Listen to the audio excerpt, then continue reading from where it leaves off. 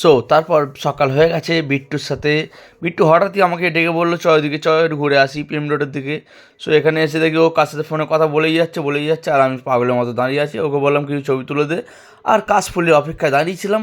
তারপরে সকালবেলা বাইকটা নিয়ে বেরিয়ে পড়লাম, একাই 1.5 ঘন্টা ধরে ধুয়েছি। তারপরে বৃষ্টি চলে এলো, কিছু করার নেই গাইস, ভাগ্যটা আমার এরকমই। তারপর বিকাল হয়ে যাওয়ার পরে বিট্টুদের ওখানে চলে এসেছি, বৃষ্টি হচ্ছিলো। আর বিট্টুকে বললাম চ ইয়ামি কাফে থেকে ঘুরে আসি, ওখানে অনেক কিছু পাওয়া যাচ্ছে। তাই জন্য ওখানে সন্ধ্যাবেলা হয়ে যেতে এই যে দেখতে পাচ্ছি উলুবেড়িয়া আমাদের যে ব্রিজ আছে, ব্রিজের তলায় yummy cafe. So yummy cafe এসে গেছি।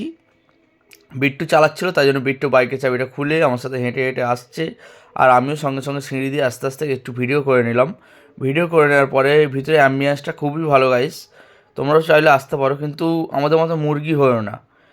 এই সালা, আমি কি বলবো, কোন ভাষায় বলবো তোমাদের, শুধু দেখতেই চকচক করছে, বাট খাওয়া দাওয়া একদম খারাপ, আর প্রাইস প্রচুর ওখানে।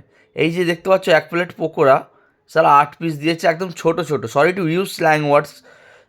বিট্টু বলছে খাবোই না, চ মুতে দিয়ে এখানে। তো বিট্টু টয়লেট করে যাওয়ার পরে আমি একটু ভিডিও করে নিলাম আর হাতটা ধুয়ে নিলাম। অ্যান্ড দেখো গাইস, এটা 100 টাকা দাম নিয়েছে, 100 টাকা দাম নিল, এটা এটা সম্ভব? তারপরে বিট্টু বললাম চ এখানে টয়লেট তো করে ফেলেছিস, চ ম্যাজিক মোমো খেয়ে আসি, যেখানে ভালো দাম, এই কম দাম আর ভালো জিনিস পাওয়া যায়, সেখান থেকে ঘুরে আসি বলে আমরা 1 plate magic momo, I mean Kurkure momo নিয়ে নিয়েছি। তারপরে এখানটা দেখতে পাচ্ছি ভিড় ছিল, তাই জন্য আমরা বাইকে রাখলাম।